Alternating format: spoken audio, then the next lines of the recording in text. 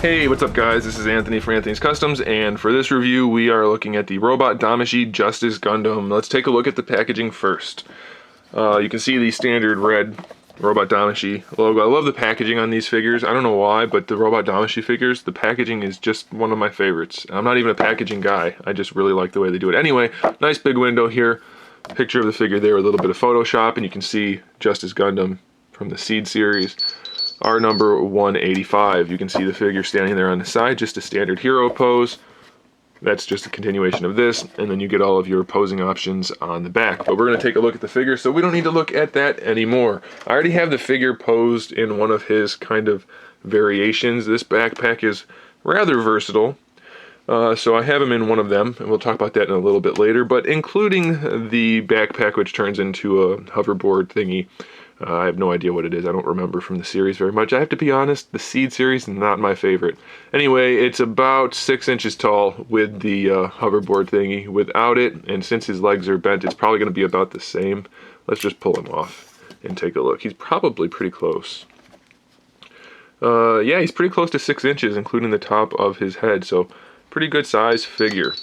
Okay, so before we get into the actual figure itself, let's take a look at the accessories. So the first thing, which we already kind of mentioned, is the backpack, which is rather substantial. We have a lot of plastic here, so it's nice that they included it without making the figure particularly expensive. It has a couple of different versions or modes. So what you're going to have in the package actually is these pieces will not be connected to the backpack, and you're going to have to add those on for this hoverboard mode, which I'm not going to show you again since we've already talked about that, or I've already shown it to you. So you're going to get the backpack pretty much like this in the packaging, and the thing about this is it'll be like that. So that'll peg onto his back like this. So you just take that peg right there, or tab, and you'll peg it in like that, and you'll see it connected to him in the photos at the end. This is just to give you an idea of what you have. So I have that, and of course while it's on there you can move these around however you want to. You'll see the little tab hole right there, and then the white tab up there. That just kind of holds the wing in place. So you can also connect it to him.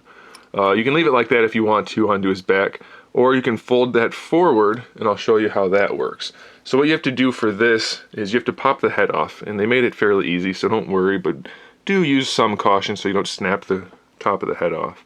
So you want to peg that into his back like you would normally, and then you want to lean it forward, and that's why you have to take the head off. It blocks it from coming forward, and then you can put it back on. So that's another one of the modes. So you can have it up like that, which isn't really a separate mode, it's just folded down, but they tell you about it in the instructions. And you can do that. And when you have it like this, what you can do is take this piece and peg that in here. It's kind of keyed. And then you can use that for flight stands or whatever you want to use. So you have those options, and you can technically use it like that when it's down on his back. Also, I'm not sure why that's necessary, to be completely honest, because you should be able to get to this one down in his crotch like all the other robot Damashii figures. You just peg this in, and there you have it. Well, it helps if you actually peg it in. So I'm not sure why they gave us that extra one when you have that one there anyway, but they did. I guess it's just for options, which options are always good. So there's the backpack. And it has a couple little features on it other than the, come on, it's really stiff snap. Other than the wings being movable and having these pieces to interchange or to stretch it out, these little ball turrets can spin, and these can go up and down, and these can open up. So it's a nice little piece, and there's a lot of paintwork on there. You can see some silvers and gunmetals and grays and purple and white and yellow, and just really nicely done. And for these guys, when you put them in there for him to stand on, you can actually pull the tabs out and move them up if you want to, just for posing variety. You can rearrange those. Unfortunately, I think you're probably going to want to leave them, it's not really an unfortunate thing, but you're probably going to want to leave them in the back just because the peg holes are in the back of the feet, so you won't really need to move them forward. They did give you a spare one in there, so if you see this in the package, it's just a spare one of those, so don't worry about it. You won't need it, hopefully. Other accessories include interchangeable hands. If you guys collect robot Damashii or any import figures, you know we need our interchangeable hands. So we have two different gripping hands. We have the standard gripping hand, which can be used for the shield, and the trigger finger gripping hand for the gun. Of course, we get one of those for either side. So we can get those out of the way right now. Then we have what comes on the figure in the package, the fist hands, pretty much standard, nothing really special there. And we have the style pose hands, which we always need because Gundams, if nothing else, they're very stylish. So we need those. So we have a decent amount of hands, and then of course we need our beam sabers, which look really nice. They've got a little bit of shading here in the back, this silvery white, nice translucent plastic. They look really, really good. We have the dual beam saber handle, so if we want to go Darth Maul style, we can do that. And that looks really cool for the figure. Very nice size to it. If you want to, you can use the standard single beam saber handles, which go in here. They're a little counterintuitive because you have to put them in from the back, which wouldn't work in real life at all, but for the figure it's fine. So you get two of these, one for either side, and of course you can just peg in the beam sabers like that. And he's got little tabs in there for holding a little bit more effectively. So you get beam sabers, which of course we need because Gundams and beam sabers are like peanut butter and pickles. No, peanut butter and jelly. Then of course we have our shield, which is right there. It has a nice little feature to it, which doesn't work as well for this guy because his hand doesn't want to line up quite right, but you can move the handle into any of these positions if you need to, and then this will tab into the back of his forearm, which is right there. So you can put the shield on there, and of course he has his rifle, which has the foregrip for the second hand if you want to use that. So that's pretty cool. And then the last thing I want to mention, which is not really an accessory, but it's something it's in the instructions, and I'm not sure why. I don't remember if it was a thing from the show or not. These come off, and it says you can do that, and I don't know why it wants me to do that. Nothing here goes there. It just shows that, so maybe someone can let me know what that's all about. But so that's it for accessories, so let's take a look at the actual figure. As far as the molded plastics, they're really uniform and they look nice. If you are okay with a salmon colored Gundam, this one is for you. Paint job looks really good. Everything's nice and clean. The little vents, all of the white around there, it's nice and white. Everything looks good. The darker pinkish color, the gunmetals, the grays, everything looks good. It's nice and clean. I think they did a good job with the face, though. It feels to me like the eyes are a little bit too recessed, maybe too hidden. Looks alright from the side, but from the front it's kind of hard to see them. Maybe that's accurate. I don't really remember that specifically from the show, but it does look good otherwise. As far as articulation, the head is on a double ball peg, so you can move the head around pretty well, and it's not really going to get hindered by too much. And then the neck itself is on a ball peg too, so you really won't have too much trouble. For the shoulders, we have our butterfly joint, which pulls all the way out.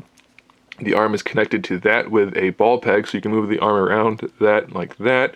The shoulder pad is on its own hinge, and then the arm is also on a hinge. And this little piece here just hides the joint a little bit.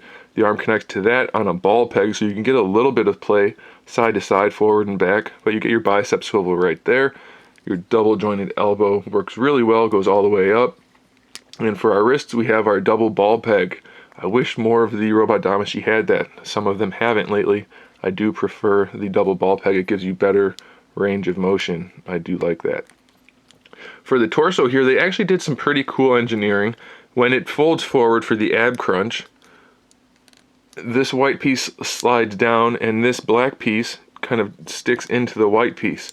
It's not super effective, but it does look good and it does work, and you get about 30 degrees maybe. So that's not so bad at all. It doesn't lean back too far, but you do get that.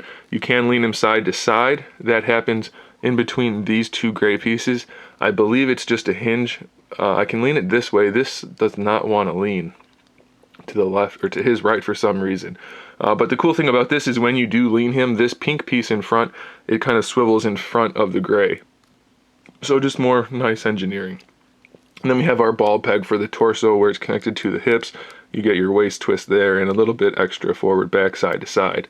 The skirt armor, nicely done because it does move out of the way pretty well. So we have our little ball peg up there. We have our ball peg right there, and it does tab down just to hold it in place. Like that. And you can tab the rifle in up here also, by the way.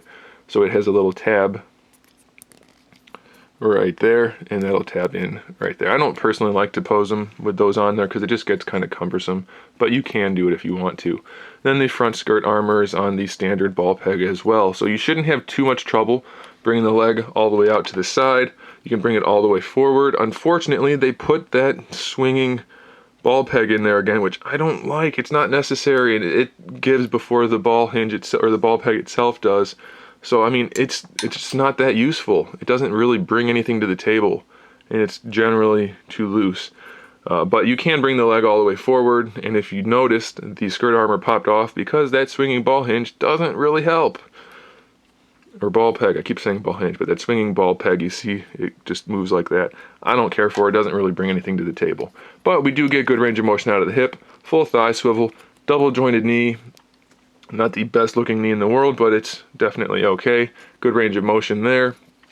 For our ankle, we have a ball peg for this ankle guard, which isn't really necessary because it sits way higher than the ankle itself, so it's not going to hide too much, to be completely honest with you.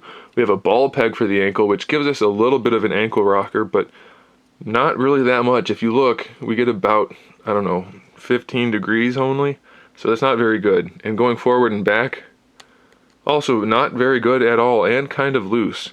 So the ankle's not good on this figure. And then right here we have our ball peg, which lets the toe move around. It's hinged, so you can bring it down, but you can't bring it up. So again, really limited ankle. You can rotate it to get a little bit more of an ankle rocker, but the way it's designed, you see the way those pink parts hit, it doesn't give you very good range of motion. So the ankles are easily the worst part of this figure. Unfortunately, that's a big deal because posing a figure requires it to stand most of the time. So having really limited ankles, not a good situation. That said, the rest of the figure is really well done. So I do recommend it. I like this figure. If you're a fan of this series or of the Justice Gundam, then I do recommend you pick it up. It's a really well done figure other than the ankles. I like it a lot, so stick around here for some photos at the end, and make sure you subscribe to the channel so you can see my upcoming figure reviews, custom figures, and other good stuff. And in the meantime, keep collecting.